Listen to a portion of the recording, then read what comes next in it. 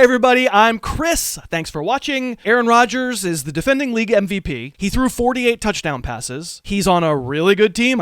We think the Packers are going to be really good again. He has the same returning cast in the same offense, and there's nobody that NFL media people in the echo chamber like to bash more. And for fantasy football, people are just pretending like it didn't happen. Oh, it can't happen again. And so everybody's got him QB7, QB8, QB9, and I think that's crazy. I think this is the heart of the argument against. I think this is what it's going to boil down to. I'll show you some film. We'll talk about whether it matters what a diva Rodgers is. But really, I think it's that number 48 there on your screen that's driving people crazy. I think the argument against Rodgers in fantasy football is a bet on touchdown regression.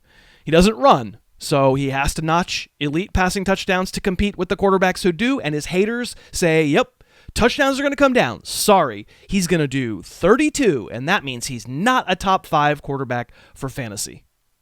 So, as we get going, and frankly, okay, by the end of the video, I'm sure, people are very set in their ways when it comes to Aaron Rodgers, but let's see if I can convince you. I have Aaron Rodgers number two in fantasy this year, behind only Patrick Mahomes. So what I want you to tell me down in the comments is what your thought was beforehand and whether this video made a lick of difference. Tell us down in the comments when we're done here.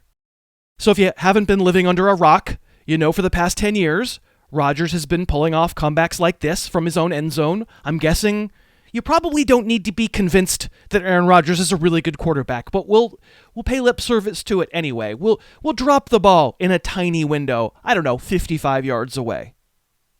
How do you beat a deep cover 2 shell on a 3rd and 10 and still go down the field? In the NFL, this is pretty much dead. Everything is covered. Almost every single quarterback gives up here. You can't watch this and tell me, oh, this is about to be a 72-yard gain. Except our guy just sees it better, and he has that big an arm. So a safety figures, well, it can't happen to me. And then, yeah, dude, it happened to you.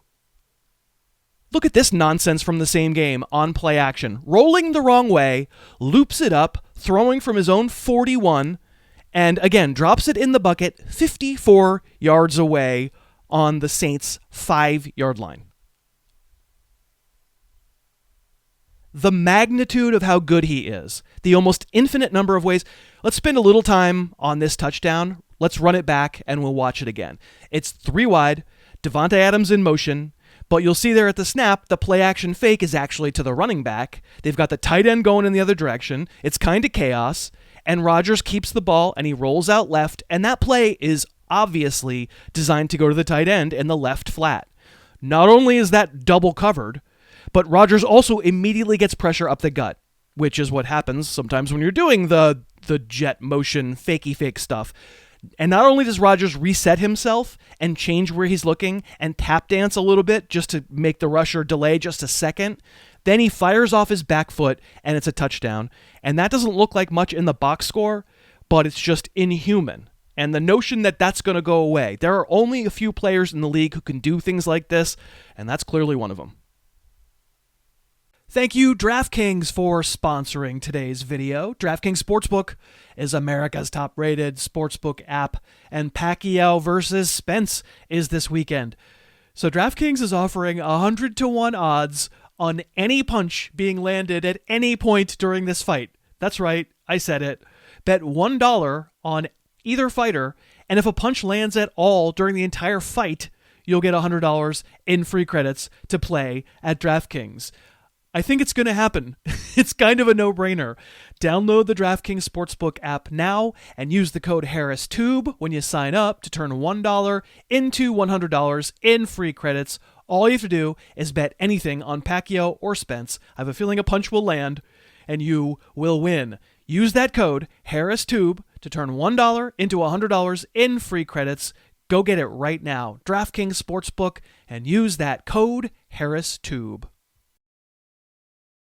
Okay, so let's get back at it with Aaron Rodgers. And I think we can dispense with the dumbest of the arguments first, which is that, Rodgers is such a distraction and he's such a diva that he's going to tank their season and they're going to win 6 games and then he's out of town and you don't want any piece of that. And all I'll say to that is, I don't think we know them as human beings. I'm sorry. I don't really believe a lot of what the media echo chamber tells me. But fine, I'll stipulate, fine. He's a distraction. He's a bad guy. He's a diva. But I'm sorry, there have been plenty of times where we've been told that Aaron Rodgers' behavior was such that the Packers couldn't possibly win and that he was such a big distraction. There was the time in 2013 when he broke his collarbone and doctors told him he'd be in severe risk to keep playing, but Mike McCarthy seemed to question in public whether it was, whether it was really that bad or whether if it was Brett Favre, he would have played. And yeah, right after that drama, and this is so long ago we don't have all 22 of it, but in week 17 of that year, Rodgers came back and hit Randall Cobb for a 48-yard touchdown on 4th and 8 with 38 seconds left to beat the Bears and make the playoffs. Ho-hum. There was the time in 2016 when the Packers were 4-6, and McCarthy surrogates and Rodgers surrogates were talking like crazy in the media, passive-aggressively blaming each other for how bad the team was, and it was totally unworkable, and there's just Aaron Rodgers is no chance, right?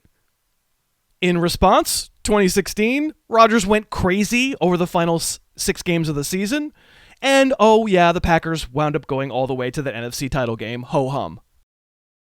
And, of course, there was last winter, when the relationship was beyond repair. The Packers and Rodgers could not coexist. Jordan Love was a first-round pick. Forget it. They cut a friend of his a day after Rodgers said nice things about him. We did go through this exact same routine for 2020. And I don't have to tell you how Rodgers played with all that drama in the air pre-2020 season. Listen, I'm not here telling you Rodgers is like being treated unfairly by the media. He seems like a surly guy sometimes. We don't really know these people, like I say. All I know is ho-hum. There's been drama for years. Rodgers is usually really good. Let's dig underneath the top line numbers because this idea that Rodgers was lucky to throw 48 touchdowns. He was awesome last year. He played with better rhythm and better timing than I've seen on film for years, getting rid of the ball faster than he ever has, and yet completing more passes further downfield. I'll never say you don't have to be a little bit lucky to throw 48 touchdowns, but if ever a guy had the stat profile underneath it to do it, this was the guy with this profile. But of course, at heart, people who doubt Rodgers' ability to be league MVP again, to be the touchdown leader, they will point to this. Historically, the 4 highest touchdown seasons didn't recur the next year. Brady, of course, tore his ACL right away, but Patrick Mahomes just a couple years ago cut his touchdowns basically in half when good luck turned to bad luck. And, that's the sophistication of the analysis here, right? The analysis that Rodgers deserves to be QB8 is like, it's hard, so it probably won't happen.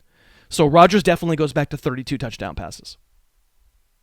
And I say maybe, but the weird thing is those same people don't seem to have a problem with Mahomes, someone who also doesn't give you elite rushing numbers, someone who also showed that he might go from a high touchdown total to a low touchdown total while still playing very well. All the criticisms that people are giving you for Rodgers seem like they should apply to Mahomes as well, and somehow Mahomes is just unquestioned. We don't even talk about it. If you want to talk about Mahomes not being number one, you're just stupid, because that's very clear. But Rodgers, who I think has the same pros and cons as Mahomes, basically the same profile, maybe the 1 and the 2 in terms of the best actual pure passers in the league, Rodgers gets dinged down to QB8 and Mahomes just kind of hangs out at QB1, right? The other candidates that people want to elevate above Rodgers, why not also above Mahomes? I mean, Kyler Murray and Lamar Jackson, they had 700 and 500 more rushing yards than Pat Mahomes last year.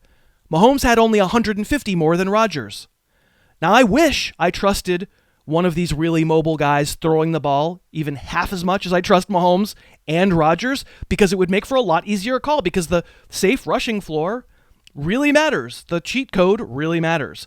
But safe passing totals matter too. The problem is that the passing totals aren't safe with these guys. And please don't tell me that, oh boy, passing touchdowns, they come and go, and Aaron Rodgers could easily lose 20 passing touchdowns this year, but then turn around and tell me that a quarterback's rushing touchdowns are safe. Now, Josh Allen has been real steady with rushing touchdowns. He's been 8, 9, 8 his 3 years.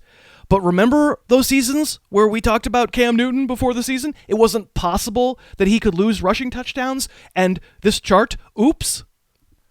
So now I'll admit, I just mentioned Josh Allen. If by the merits of this video you said, wait, didn't Josh Allen start to prove himself as a thrower last year too, in a way that those mobile quarterbacks didn't? The answer is yes, and therefore if you went Mahomes 1, Allen 2, Rodgers 3, I would understand it. What I don't understand is why the logic that elevates the rushing quarterbacks above Rodgers doesn't also potentially elevate them above Mahomes. It strikes me that the argument for both of the two best passers in the game who don't give you a ton with their mobility should sort of be the same argument. Now, Mahomes has 2 great weapons and Rodgers has 1. That's a fair distinction, so I will certainly put Mahomes at 1, no question about it. But I'll just tell you that in fantasy drafts I'm going to let those running quarterbacks in a single quarterback league, a standard league, I'm going to let them float on by and take Rodgers in a little bit later round.